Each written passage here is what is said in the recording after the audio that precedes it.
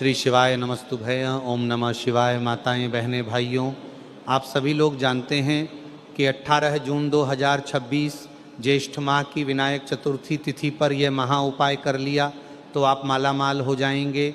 साथ ही 24 घंटों में होगी मनोकामना पूर्ण। भक्तों, जैसा कि आप सभी लोग जानते हैं कि 18 जून 2026 विनायक चतुर्थी तिथि के दिन गुरुवार पड़ रहा है। ज्येष्ठ माह की चतुर्थी तिथि यानी कि ज्येष्ठ महीने में पड़ने वाला सबसे बड़ा गुरुवार है, क्योंकि 18 जून विनायक चतुर्थी तिथि का गुरुवार पड़ रहा है, जिसका बहुत ही बड़ा और विशेष महत्व होता है। और ऐसा दिन पूरे साल में सिर्फ एक ही बार आता है। और दोस्तों, आप सभी लोग जानते हो कि गुरुवार का अगर सबसे बड़ा कोई उपाय है तो वह 7 दूर्वा वाला उपाय है। तो दोस्तों, इस ज्येष्ठ विनायक चतुर्थी तिथि गुरुवार के दिन आप लोगों को इस 7 दूर्वा वाले उपाय को जरूर करना है। बहुत सारे लोग होंगे जिन लोगों ने इस उपाय को ना किया हो, मतलब पूरा साल निकल गया, उन्होंने किसी भी दिन इस उपाय को ना किया हो। पर दोस्तों, आपके पास एक आखिरी मौका बचा हुआ है जो कि गुरुवार के दिन है। तो इस दिन आप लोगों को इस वाले उपाय को जरूर कर लेना है। भले ही आपने पूरे साल भर इस उपाय को ना किया हो, पर अगर आपने इस 18 जून 2026 विनायक चतुर्थी तिथि के दिन अगर इस वाले उपाय को कर लिया तो आपको इस उपाय को करने का वह फल मिलेगा जिसकी आपने कभी कल्पना भी नहीं करी होगी। इसीलिए आप लोग इस वाले उपाय को एक बार जरूर कर लेना, ताकि आप लोगों के हाथ से यह मौका ना जा सके और आपको इस उपाय को करने का फल मिल सके। दोस्तों, यह उपाय पंडित जी ने अपनी अभी की ही शिव महापुराण की कथा में बताया है, जिस उपाय को आज हम आपको बहुत अच्छे से समझाने वाले हैं। इस वीडियो को देखने के बाद इस उपाय को समझने के लिए आपको कोई और वीडियो को देखने की ज़रूरत नहीं पड़ेगी। तो चलिए दोस्तों, उपाय को शुरू करते हैं।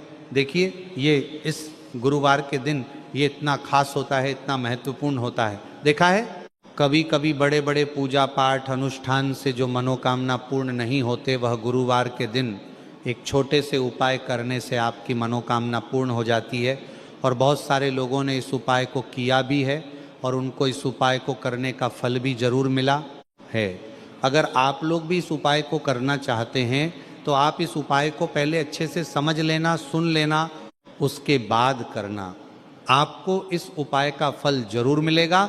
और इस उपाय को कर लेने से आपके घर में चाहे किसी भी प्रकार की दुख और समस्या क्यों ना चल रही हो, आपको उसका कारण भी नहीं पता है कि भाई ये समस्या किस कारण से चल रही है। उसका कुछ भी कारण हो सकता है, जैसे पितृदोष हो सकता है या किसी भी तरह का मंगल दोष भी हो सकता है।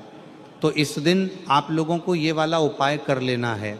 ये एक ऐसा उपाय है जिस उपाय को अगर किसी विशेष दिन पर किया जाए तो भाई उस विशेष दिन का जो है वो तो हमें मिलता ही मिलता है, पर हमने उस दिन पर इस उपाय को किया है तो हमें उससे भी बड़ा फल मिलता है। और फल बहुत जल्दी मिलता है, क्योंकि कि आप इस उपाय को बहुत ही बड़े और विशेष दिन पर कर रहे हो। तो चलिए अब उपाय के बारे में बात करते हैं। लेकिन उससे पहले आप लोगों को ये जानना आवश्यक है कि आखिर ये उपाय किस समय करना है, किसको करना है और कैसे करना है। तो चलिए हम आगे आपको वीडियो में एक एक करके बता देते हैं। तो दोस्तों, इस 7 दूर्वा वाले उपाय को हमें इस 18 जून विनायक चतुर्थी तिथि गुरुवार के दिन कैसे करना है, किसको करना है, किस समय करना है और कहाँ पर करना है, ये सारे सवालों के जवाब आपको इस वीडियो में मिल जाएंगे। भक्तों, वीडियो के अंतिम में आपको उपाय बताया है जो आपको करना है। देखो, आगे बढ़ने से पहले वीडियो को एक लाइक ज़रूर करें, चैनल शिव के भक्त को सब्सक्राइब करें, साथ ही कमेंट बॉक्स में ज़रूर लिखें हर हर महादेव। चलिए ज़्यादा बकवास न करते हुए वीडियो को शुरू करते हैं। भक्तों, इस 7 दूर्वा वाले उपाय को जरूर करना चाहिए, क्योंकि इस गुरुवार दिन दूर्वा वाले उपाय को ही बड़ा और विशेष महत्व होता है।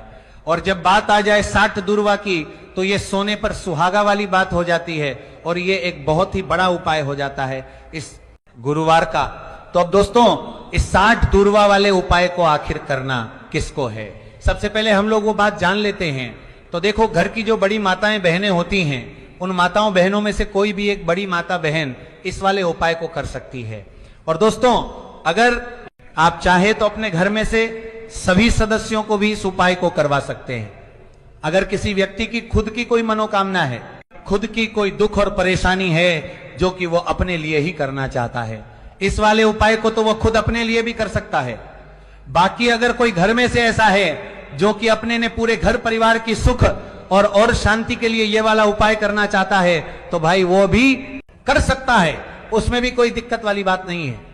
कहने का मतलब ये है कि इस उपाय को हर एक सदस्य भी कर सकता है और पूरे घर परिवार के सदस्य के लिए घर की बड़ी माताओं बहनों में से कोई एक माता बहन भी कर सकती है। माताएं बहनें अगर घर में उपस्थित ना हो या वह ये वाला उपाय ना कर पा रही हो, तो फिर घर का कोई बड़ा सदस्य भी इस 60 दूर्वा वाले उपाय को कर सकता है, चाहे फिर वह पुरुष ही क्यों ना हो, उसमें कोई भी दिक्कत वाली बात नहीं है। अब दोस्तों, इस वाले उपाय को हमें करना कहां पर है? देखो, हमें शिवलिंग के पास में जाकर करना है। बहुत सारे लोग प्रश्न करते हैं, हर एक उपाय को करते समय क्या हम इस उपाय को घर पर या मंदिर में कर सकते हैं?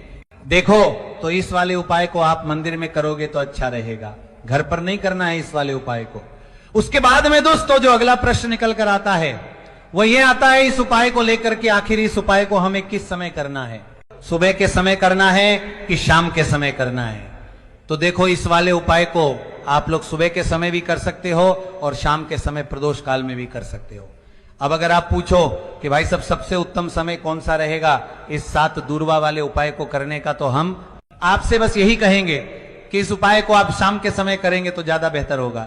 बाकी अगर सुबह के समय भी करेंगे तो भी अच्छा होगा, उसमें कोई भी दिक्कत वाली बात नहीं है। तो अब दोस्तों, जो अगली सबसे बड़ी और महत्वपूर्ण बात आती है वो ये आती है कि सुबह अगर हम उपाय को करेंगे तो हमें कितने बजे से लेकर कितने बजे तक के बीच में करना है, और शाम के समय प्रदोष काल में करेंगे तो हमें कितने बजे से लेकर कितने बजे के बीच में करना है।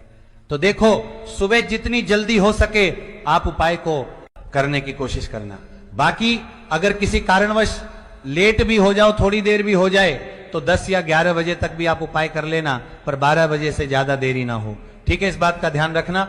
उसके बाद में दोस्तों, अगर शाम के समय प्रदोष काल की बात करें, प्रदोष काल का जो समय है होता है वह शाम के 6 बजे से शुरू हो जाता है। मतलब शाम के 6 बजे से लेकर 7 बजे के बीच का जो समय होता है, यह समय प्रदोष काल का समय होता है। पर अभी जो मौसम चल रहा है, इस मौसम में जो है शाम बहुत देरी से होती है, तो आप इस उपाय को साथा या शाम के 6 बजे से रात के 8 बजे के बीच में आप कभी भी इस वाले उपाय को कर सकते हो, उसमें कोई भी दिक्कत वाली बात नहीं है। परंतु गुरुवार के दिन कोशिश करना कि समय के अंतर्गत ही कर लो, किसी कारणवश ना कर पाओ तो थोड़ा देरी से भी कर सकते हो, आपको उपाय का फल जरूर मिलेगा। देखिए, इस वीडियो में जितने भी उपाय हम आपको बताएंगे सभी उपाय सरल है। देखो, गुरुजी ने कहा है कि गुरुवार के दिन आपको 7 दूर्वा वाला उपाय तो अवश्य ही करना चाहिए।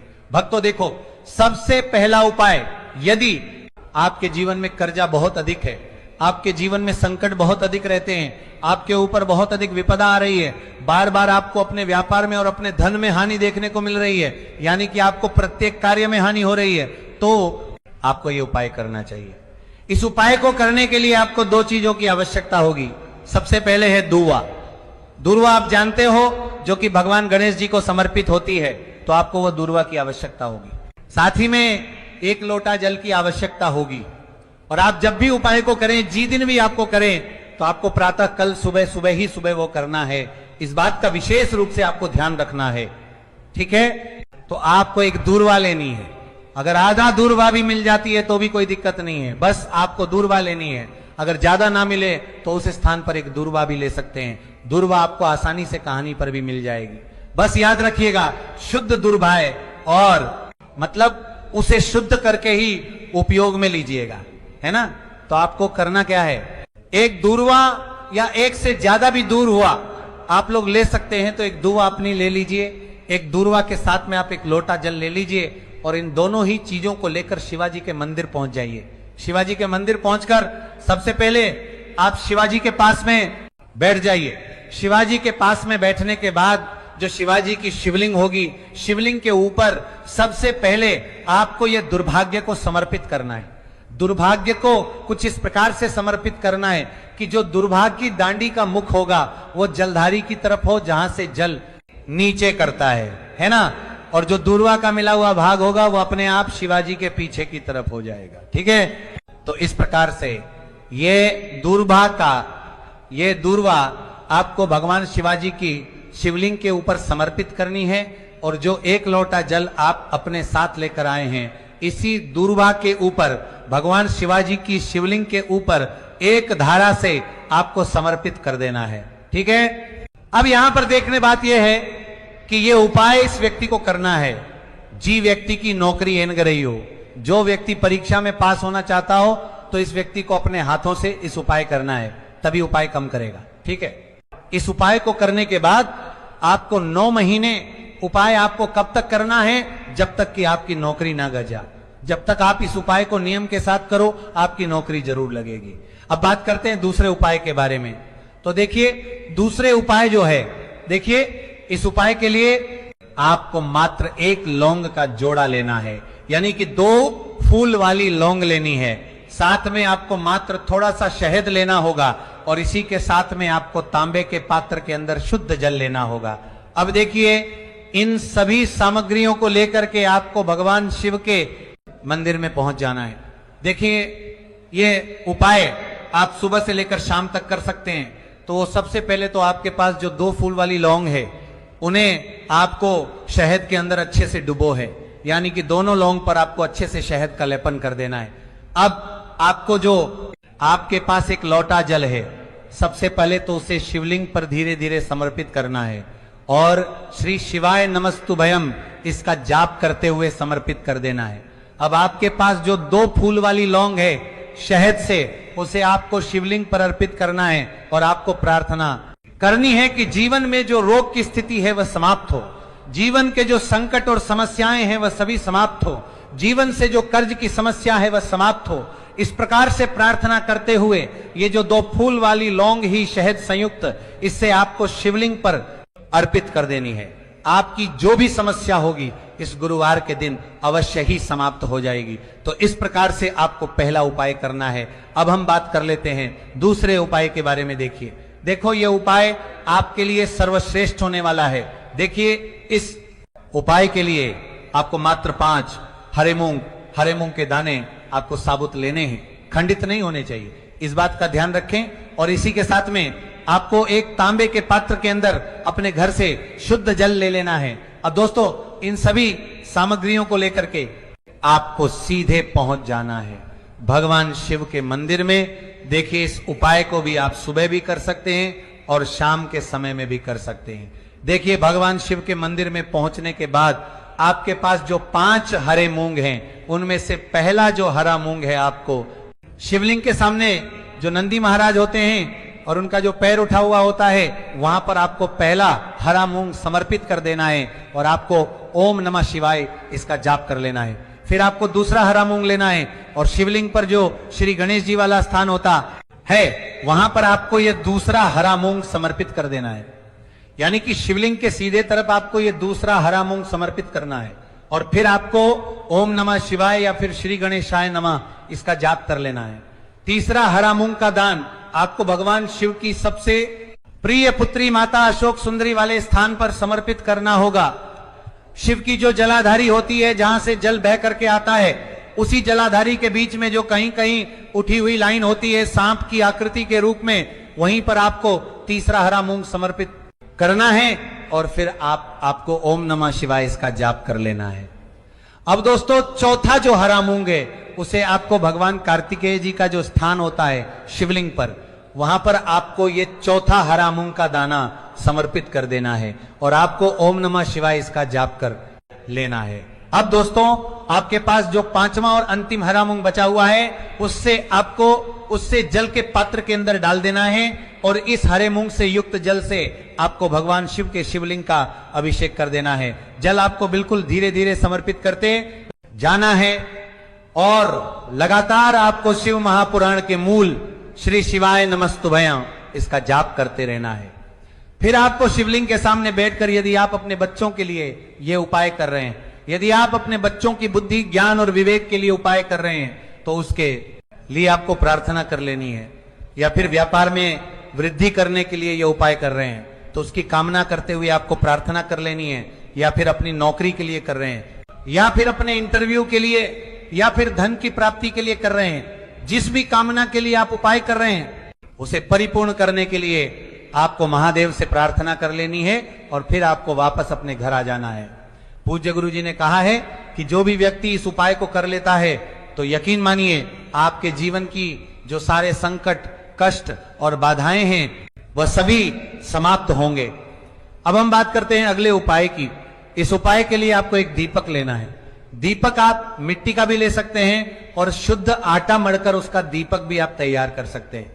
दीपक के अंदर गोलबाती का प्रयोग करना है और दीपक के अंदर आपको शुद्ध घी का प्रयोग करना है। इसी के साथ में आपको मात्र एक फूल वाली लौंग लेनी होगी। अब ये एक दीपक और एक फूल वाली लौंग लेकर के सीधा आपको पहुंचना होगा बरगद के वृक्ष के वहां पर। देखिए, सबसे पहले तो आपके पास जो एक फूल वाली लौंग है उसे आपको बरगद के वृक्ष की जड़ में समर्पित करना है। देखिए, अगर आपके जीवन में कोई भी बड़ा संकट आने वाला है, कोई भी बड़ा कष्ट आने वाला है, तो वह इस उपाय के माध्यम से दूर होने वाला है। महादेव की विशेष कृपा रहेगी कि जो भी संकट आपके जीवन में आने वाला होगा वह भी दूर हो जाएगा। तो आपको एक लौंग समर्पित करनी है बरगद के वृक्ष की जड़ में और वहीं पर आपको जो है गोलबाती वाला दीपक जो आप लेकर के गए हैं उससे भी वहां पर प्रज्वलित कर देना है। वर्ड केयर करते हुए देखिए, जब भी आपको जीवन में इस साल लगने लगे कि आपके जीवन में कुछ भी अच्छा नहीं चल रहा है, तब भी आपको ये उपाय करना है। तो इस प्रकार से आपको यह उपाय करना है।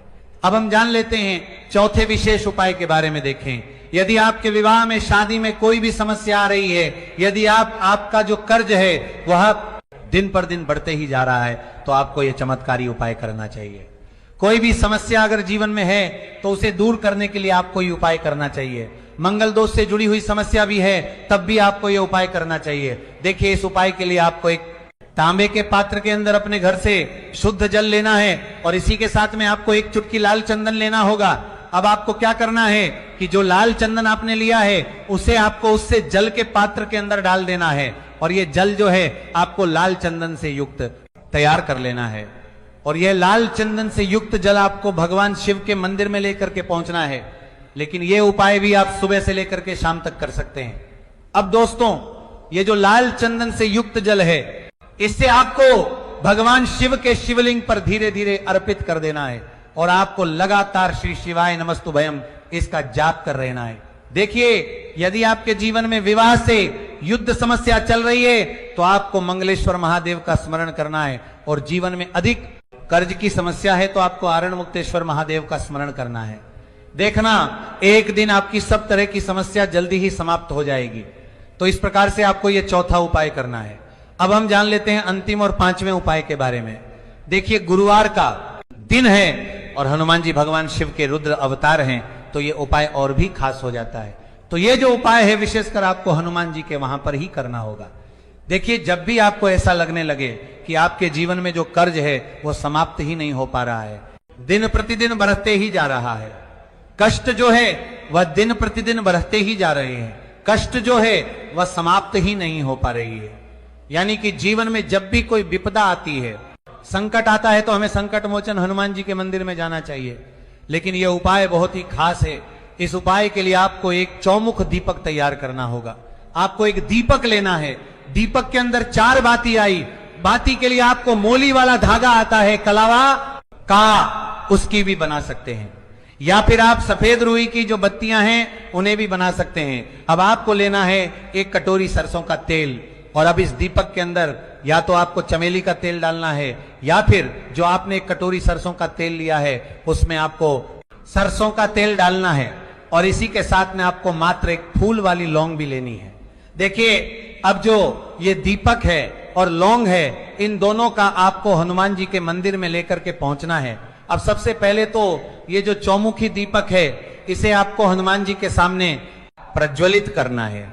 दीपक को प्रज्वलित करने के बाद आपको वहीं पर एक बार हनुमान चालीसा का पाठ करना है या फिर आप आरण मोचक मंगल स्तोत्र का पाठ भी कर सकते हैं। अब आपके पास जो एक फूल वाली लोग हैं उनसे आपको अपने सीधे हाथ में रखना है। आपको प्रार्थना करनी है हनुमान जी से कि जीवन की जो भी संकट है, विपदा है, वह सभी आपकी कृपा से दूर हो। और ये जो एक लौंग है, इससे भी आपको उससे चौमुखी दीपक के अंदर डाल देनी है और अपनी मनोकामना बोल देना है। गुरु जी कहते हैं कि कुछ दिनों में ही आपकी सब मनोकामना पूरी हो जाएगी। तो इस प्रकार से यह सुंदर सा और सरल सा उपाय करना है। गुरुवार के दिन आपको चौमुख दीपक वाले उपाय को आपको अवश्य ही करना चाहिए। इससे आपके जीवन से चारों तरफ से आने वाले संकट दूर हो जाएंगे।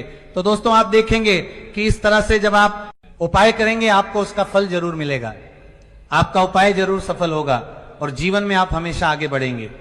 भक्तों, ये थे पूज्य गुरु जी द्वारा बताए गए बहुत ही खास उपाय जो कि आपको करना है। गुरुवार के दिन अगर आपको वीडियो अच्छा लगा हो तो वीडियो को एक लाइक जरूर करें, शेयर करें, ताकि अन्य लोगों का भी भला हो सके। हर हर महादेव, ओम नमः शिवाय। धन्यवाद।